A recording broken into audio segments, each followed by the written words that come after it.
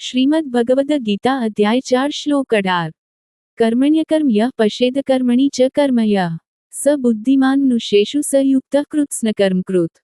જે લોકો કર્મમાં અકર્મ અને અકર્મમાં કર્મ જોવે છે તેઓ સર્વ મનુષ્યોમાં સાચા અર્થમાં જ્ઞાની છે। સર્વ પ્રકારના કાર્યોનું પાલન કરવા છતાં તેઓ યોગી છે અને તેમના સર્વ કર્મોના નિષ્ણાત છે। કર્મમાં અકર્મ એક એવા પ્રકારનું અકર્મ છે જેમાં લોકો તેમના સામાજિક ઉત્તરદાયિત્વને બોજરૂપ ગણે છે અને પ્રમાદી વૃત્તિને કારણે તેનો ત્યાગ કરી દે છે।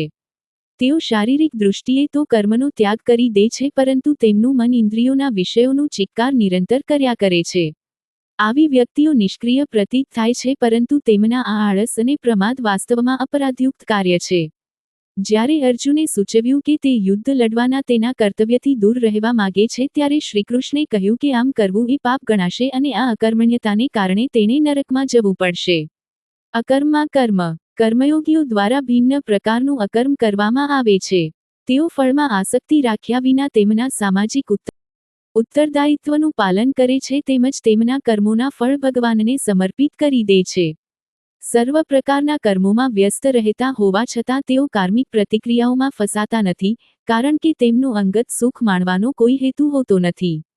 ભારતીય ઇતિહાસમાં આવા અનેક મહાન રાજાઓ થઈ ગયા ધ્રુવ, પ્રહલાદ, યુધિષ્ઠિર, પૃથુ અને અંબરીશ જેમણે તેમની સર્વોત્કૃષ્ટ પાત્રતાને આધારે રાજકીય કર્તવ્યોનું પાલન કર્યું અને છતાં કારણ કે તેમનું મન માયિક વાસનાઓમાં ફસાયેલું ન હતું તેમના કર્મો અકર્મ કહેવાયા।